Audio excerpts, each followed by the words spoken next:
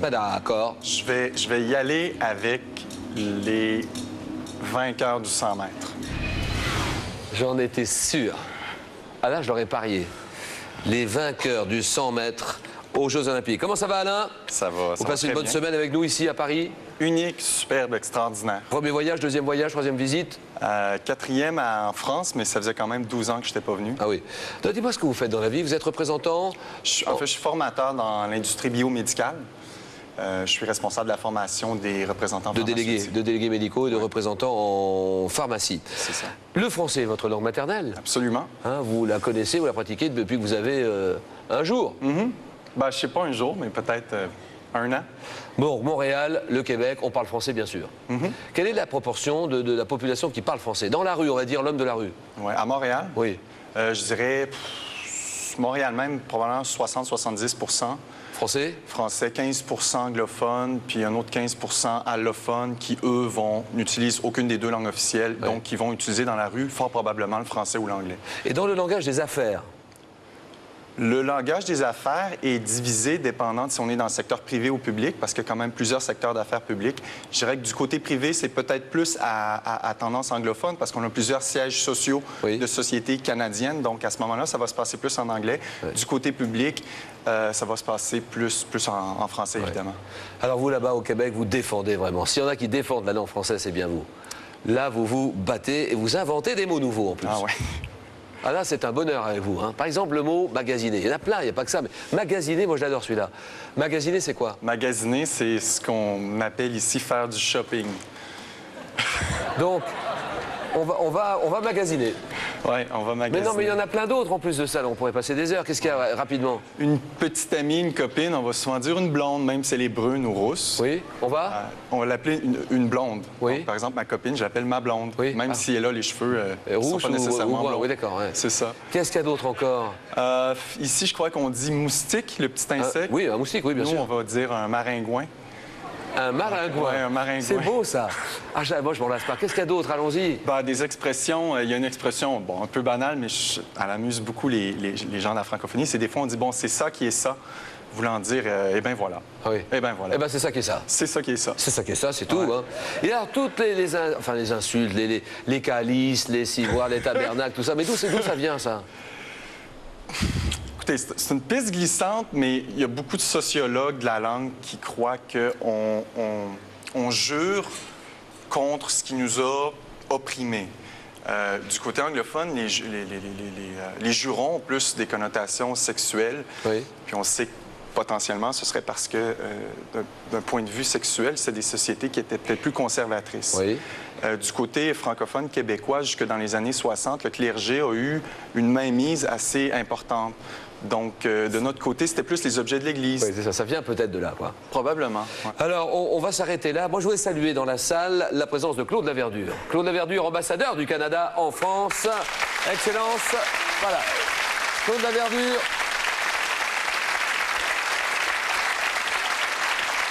Merci d'être venu soutenir votre candidat. Merci beaucoup, Claude Laverdure. Et Alain, êtes-vous prêt? Je suis prêt. Les vainqueurs du 100 mètres aux Jeux Olympiques. Pour 1984, quel athlète américain remporte 4 titres olympiques? Carl Lewis. En 1936, aux Jeux Olympiques de Berlin, quel athlète américain remporte 4? Jesse Owens. En 1996, à Atlanta, quel athlète canadien remporte la médaille d'or et bat le record olympique du 100 mètres? 96, Atlanta. Donovan Bailey. Aux Jeux Olympiques d'Athènes en 2004, quel athlète américain est champion olympique du 100 mètres? C'est Tim Montgomery. Non. Lors des Jeux Olympiques de Sydney, quelle athlète américaine décroche 5 médailles, dont une au 100 mètres? C'est... Non, je passe. En 92, quel athlète britannique devient champion olympique du 100 mètres à l'âge de 32 ans? Linford Christie. Oui, Linford Christie. Ah, c'est bien joué, 3 points pour Alain, c'est bien.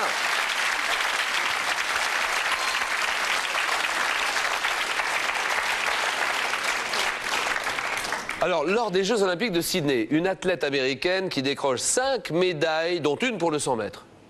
Marion Jones. Marion Jones. Aux Jeux Olympiques d'Athènes 2004, athlète américain qui est champion olympique du 100 mètres, Justin Gatlin. 1936, vous l'avez dit, Jeux Olympiques de Berlin. Quel athlète américain remporte 4 médailles d'or, dont celle du 100 mètres, Jesse Owens. Et 84, quel athlète américain remporte 4 titres olympiques, dont le 100 mètres et le saut en longueur? C'est monsieur Carl Lewis. 3 points. Madagascar, Perlette. À vous de jouer. Les femmes célèbres dans l'histoire. Les femmes célèbres dans l'histoire. Perlette à mes côtés, voilà un grand moment que nous allons vivre ensemble, tous les deux. Oui. Vous connaissez Question pour un champion. Vous regardez ça, c'est TV5 au Madagascar? Oui, on reçoit ça sur TV5 Afrique. Et en fait, on regarde l'émission 5 fois par semaine. Oui. Donc, et en plus, il y a les masters les dimanches, quelquefois, oui, oui. que l'on peut voir. Voilà. Oui. Perlette, vous êtes professeur de français. Français, langue étrangère. Oui, oui, c'est ça, à l'Alliance française de Fianarantsoa. Fianarantsoa, oui. qui est quoi? Qui est au sud de Tananarive? C'est une ville qui est située à 450 km au sud de Tana. Donc, professeur de français langue étrangère pour tous les niveaux, oui. Pour les adultes aussi. Oui, surtout oui. La langue officielle là-bas à Madagascar, on part de là, c'est le malgache. C'est le malgache, bien sûr. Mais j'ai l'impression que tout le monde parle français là-bas. En fait, il y a une minorité, on peut dire 20 à 30% de malgaches qui parlent et écrivent correctement le français. Oui. Dites-moi ce qui s'est passé entre 1975 et 90, le français a été mis de côté. Oui, en effet, c'était la période où on a mis de côté le français comme ça, qu'on a délaissé un peu. Mais maintenant, on revient au français parce qu'on est convaincu qu'on ne peut pas continuer ces études assez vitales donc, pour, comment dire... pour faire des études supérieures et même on commence maintenant au primaire et au secondaire. Donc c'est vraiment le grand retour du français en ce moment. Oui, ça y est. C'est ça. À l'université, on parle le français et dans les nouveaux manuels scolaires. Oui. Aussi Oui, pour les primaires, on vient d'éditer des manuels scolaires en français avec l'aide de la France, justement. Et donc, à partir de maintenant, on enseigne tout en français, sauf le malgache. D'accord. Oui. C'est votre premier voyage en France? Oui, c'est une grande première, oui. Alors, c'est un vieux rêve. Une bonne semaine? Oui, malgré la neige, mais il fallait venir en hiver pour voir la neige. Oui. Donc ça va. Et ça vous a plu? Oui, très. Bon. Perlette, on respire bien fort. Oui. C'est le moment ou jamais, là. Vous m'avez dit, les femmes célèbres dans l'histoire. Oui. Et êtes-vous prête? Oui, je suis prête. Alors on y va. Femmes célèbres dans l'histoire.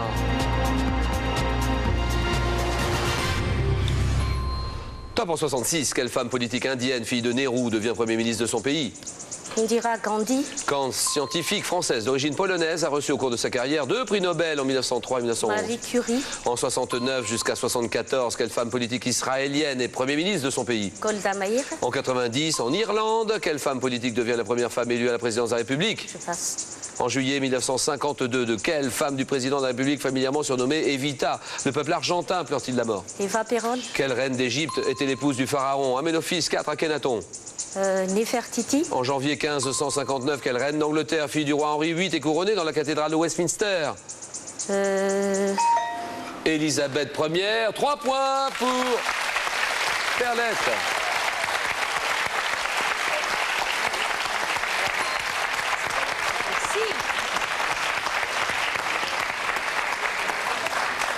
En 1990, en Irlande, quelle femme politique devient la première femme élue à la présidence de la République? C'est Mary Robinson. 3 points.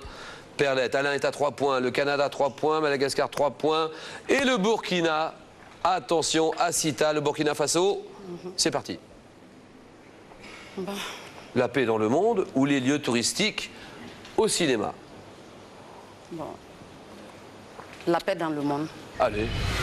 Ben, j'ai envie de dire cache ta joie, hein. C'est tout ce qui reste de toute façon. La paix dans le monde. Oui.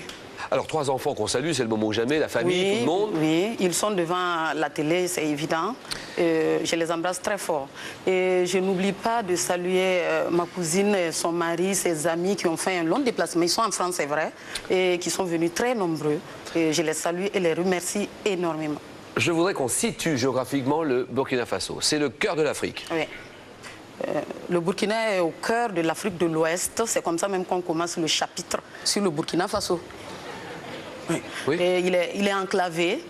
Il est entouré au sud, notamment par la Côte d'Ivoire, le Ghana, le Togo et le Bénin. Et au niveau du nord-est, par le Niger, au nord-ouest, Oui. par le Mali. Nous sommes enclavés, mais on vit bien. Je suis contente d'être burkinabé. Oui, voilà, oui, oui. Il y a...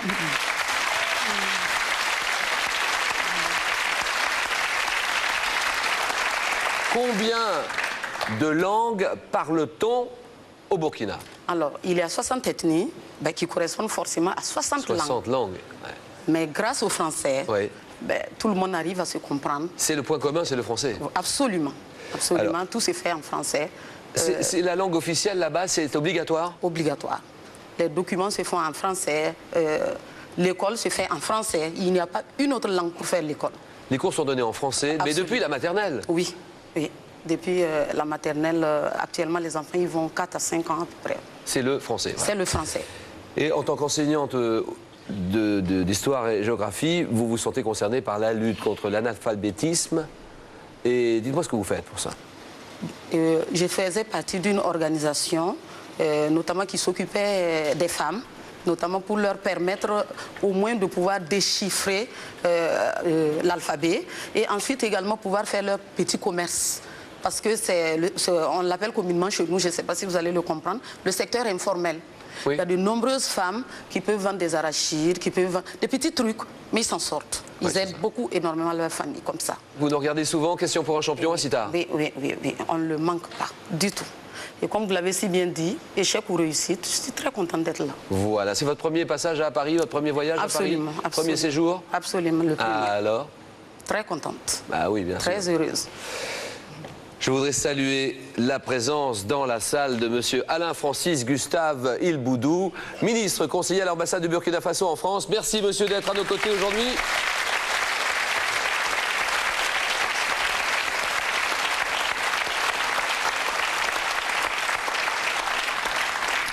Et Asita, pour votre pays, le Burkina, êtes-vous prête?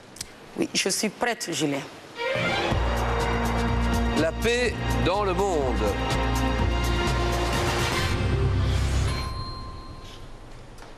Top en 93, quel homme politique sud-africain a reçu avec Frédéric de Klerk le prix Nobel de la paix? Nelson Mandela. En février 1945, quelle ville d'Ukraine a accueilli la conférence qui réunit Roosevelt, Churchill, Staline pour préparer le retour à la paix? Yalta. En 50, dans quelle ville d'Europe du Nord le Congrès mondial des partisans de la paix a-t-il lancé un appel contre la bombe atomique? Oslo.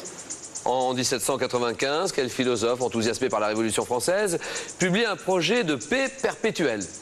Je passe. En poésie et en peinture, quel oiseau blanc constitue habituellement l'emblème de la paix? La colombe. En septembre 1978, quel nom a-t-on donné aux accords de paix signés par Anwar al-Sadat, Mme Begin, Jimmy Carter? Camp David.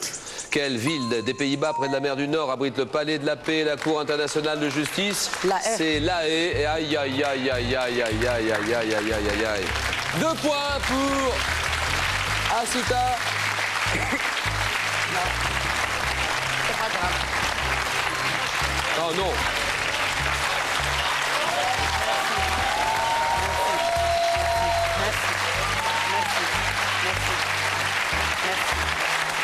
La salle est debout. La salle est debout. J'ai parlé trop vite, c'est Helsinki. J'ai parlé trop vite. Merci, merci. Asita, très applaudi. Le Burkina Faso, très applaudi. Ça, c'est vraiment